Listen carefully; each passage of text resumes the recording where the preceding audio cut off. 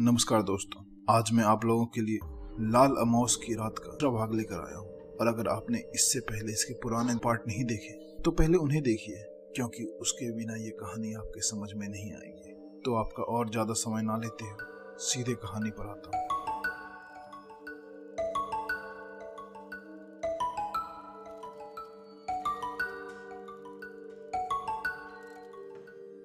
सिमी ने आसपास नजर दौड़ाई। नीचे जमीन पर उसे एक धारदार कैंची नजर आई जो बगीचे की सफाई के लिए माली इस्तेमाल करता था। वह तेजी से झुकी और उस कैंची को उठाकर पलटी, लेकिन सामने कोई नहीं था। तभी सिमी का मोबाइल बज उठा।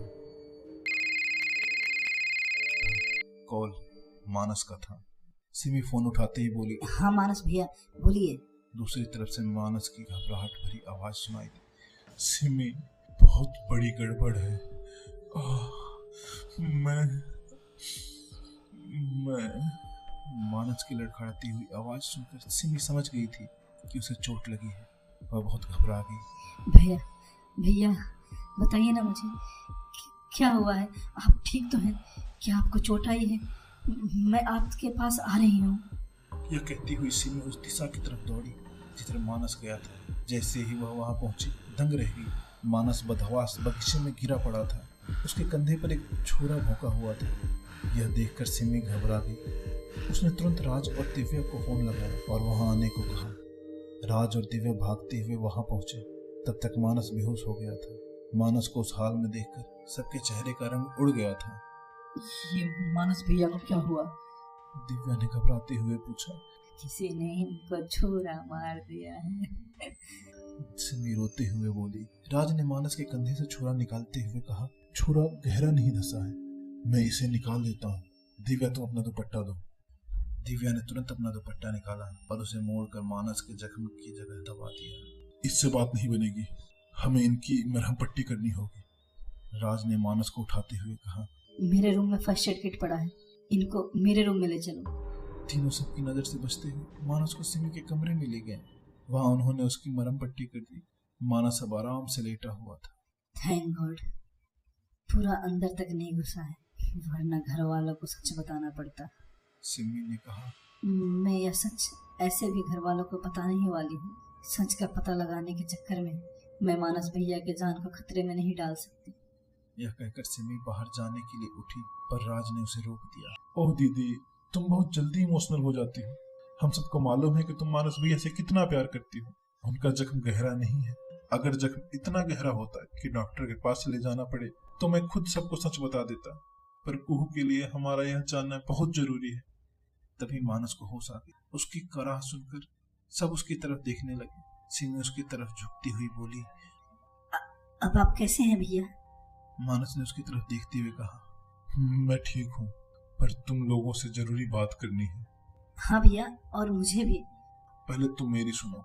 तुम्हें पता है मुझे यह छुरा किसने मारा? किसने? मुझे विश्वास नहीं हो रहा कि घर में जो लोग बातें कर रहे थे वह सच है। क्या ऐसा हो सकता है? राज बोला। मानस भैया प्लीज, यह पुल बांधना बंद करो। डायरेक्ट बताओ, क्या हुआ था? किसने छुरा मारा था आपको? एक बहुत बड़ी विशालकाय परछाई जो इंसान जैसी दिख रही थी, पर वह इंसान नहीं थी। मैं तो अब तक हैरान हूँ कि इंसान का शरीर इतना विशाल कैसे हो सकता है। ऐसा लग रहा था जैसे कोई बहुत ही बड़ा दानव हो। इससे पहले कि मैं कुछ समझ पाता, उसने मेरे कंधे पर छुरे से वार कर दिया। मानस की बात सुनकर सिमी चौंक गई और बोली, सेम टू सेम भैया, यही मेरे साथ हुआ था। बस मुझे कोई चोट नहीं आई। मैंने भी एक विशालकाय परछाई को देखी। वह मेरी तरफ तेजी से बढ़ रहा था। इससे पहले कि मैं पीछे पलट कर देखती, वह गायब हो गया। सिमी ने मानस से कहा। भैया, आपने गौर किया था, हमारी पूरी हवेली लाल रंग की थी। मैंने कभी भी ऐसी अमावस की रात के बारे में नहीं सुना। मानस बोला। हाँ, मैंने भी नहीं सुना और ना ही कहीं पढ़ा है। मैंने भी गौर किया। हवेली के दूर तक यह लाल रंग की रोशनी दिख रही थी, पर उसके बाद यह रोशनी थी या नहीं मैं नहीं कह सकता। अभी सिमी, मानस, राज और दिव्या बात कर ही रहे थे कि अचानक हॉल से चीखने की आवाज आई। मानस, दिव्या, सिमी और राज चारों तेजी से कुहू के कमरे की तरफ भागे। कल्याणी भी बेहोश थी। उसे छोड़कर घर के बाकी लोग कुहू के कमरे की तरफ भागे। कुहू को होश आ गया था। वह बहुत परेशान और घबराई हुई थी। उसकी बेचैन आंखें बता रही थी कि उसके चेहरे पर डर का साया बैठा हुआ था। उसकी आवाज में लड़खड़ाहट थी। दरवाजे की तरफ इशारा करके वह चीख रही थी। वह आ गया मुझे लेने, वह आ गया मुझे लेने के लिए। सिमी कुहू के पास बैठी हुई थी। कौन आ गया कुहू? गायत्री देवी ने सिमी को वहां से हटाने की कोशिश की, पर सिमी नहीं हटी। वह विशालकाय परछाई, उसने मुझे बताया था कि वह एक शापित आत्मा है और वह हम सबको मार डालेगा। आपको भी, आपको भी, आपको भी और मुझे भी। कुहू घबराए हुए स्वर में अपनी उंगली से सबकी तरफ इशारा करती हुई बोली और फिर फूट फूट कर रोने लगी। कुहू की बात सुनकर सिमी यह तो समझ गई थी कि उसी काले साए के बारे में वह बात कर रही थी, जो उसके सपनों में आता था और जिसने मानस पर हमला किया था, जिसे उसने अपनी आंखों से देखा था। सिमी मन ही मन सोचने लगी, ओह गॉड, मेरे सपनों में आने वाला वह काला साया किसका है? उसका हमारे जीवन से क्या कनेक्शन है? महंत परिवार में हुए इस हादसे ने सारे सिवानपुर को हिला कर रख दिया था। सिवानपुर का सारा पुरोहित समाज आज उनके घर पर एकत्रित था। सब इस विषय में गंभीर मंत्रणा कर रहे थे। इसी बीच बड़े पंडित ने सिर झुकाते हुए उदास स्वर में कहा, अब कुछ नहीं हो सकता। कुहू को कोई भी शक्ति नहीं बचा सकती। बड़े पंडित की बातें सुनकर सबके चेहरे का रंग उड़ गया। कुहू की मां कल्याणी के तो मानो पैरों तले जमीन खिसक गई। वो पंडित जी की बातें सुनकर जोर जोर से चीखने लगी। परेशान और घबराई कल्याणी भागते हुए सीढ़ियों से नीचे आई और बड़े पंडित के पैर पकड़कर रोते हुए बोली, ऐसा मत कहिए पंडित जी, भगवान का वास्ता आपको ऐसी अशुभ बातें मत कहिए। इस श्राप से मेरी बच्ची को बचाने का उपाय कीजिए। चाहे मेरी जान ले लीजिए, पर मेरी कुहू को कुछ नहीं होना चाहिए पंडित जी।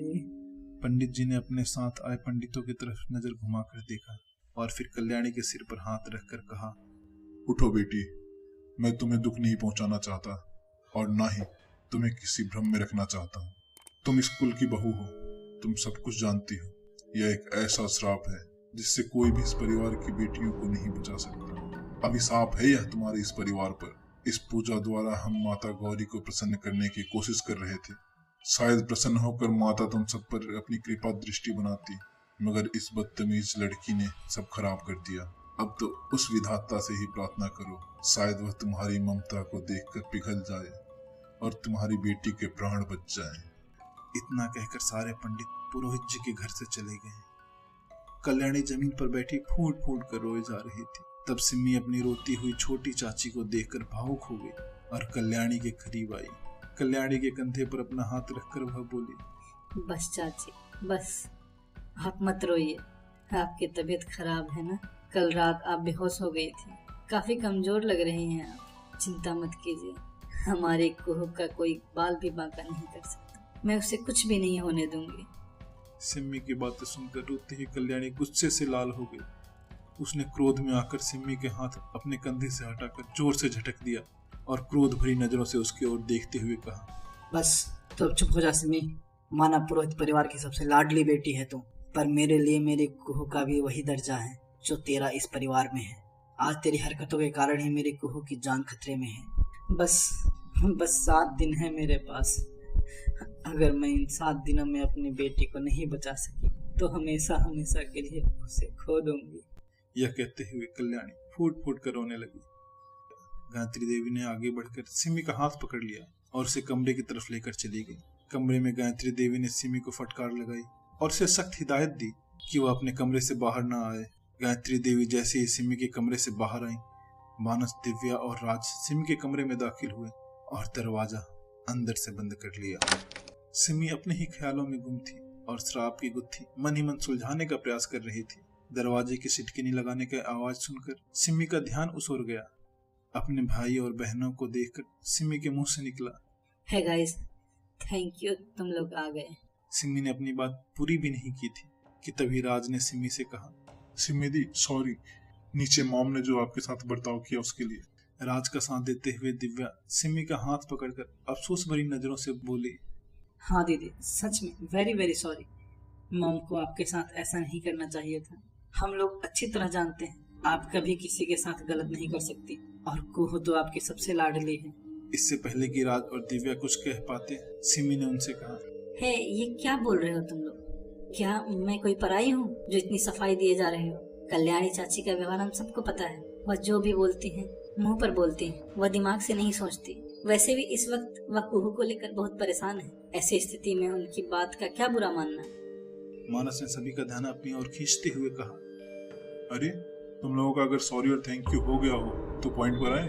मानस की बात सुनकर तीनों मुस्कुरा दिए और एक साथ कहा, यस बिग ब्रदर। मानस ने तीनों से कहा, पिछली रात को हमने जिस काम को अधूरा छोड़ा था उसे पूरा करने का समय आज से अच्छा नहीं मिलेगा, पर हमें यह ध्यान रखना होगा कि घर के किसी को भी कुछ पता नहीं चले, वरना बहुत बड़ी प्रॉब्लम खड़ी हो जाएगी। वैसे भी आज पूजा में जो कुछ भी हुआ उससे सब लोग सिमी से बहुत नाराज हैं। हमें अपने प्लान को अंजाम बिना किसी को बताए देना होगा। दिव्या ने कहा, हम लोग बचपन से ही अपने नाना नानी के घर रहे हैं, इसलिए ज्यादा पता नहीं है, पर कई बार मम्मी पापा को लाल अमावस की रात का जिक्र करते हुए जरूर सुना था। पिछली रात जो हमने अपनी आंखों से देखा वह अविश्वसनीय है।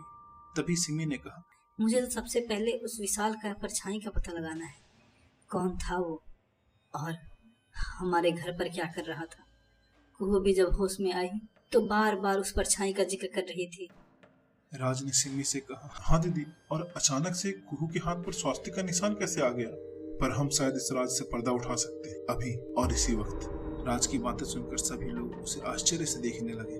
तभी लोगों ने राज से एक साथ पूछा, कैसे?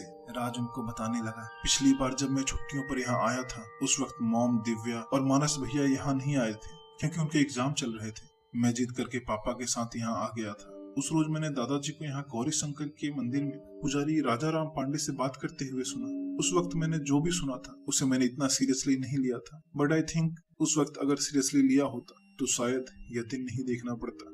कहते हुए राज को वो लम्हा याद आने लगा जब पुजारी जी उसके दादाजी को बता रहे थे।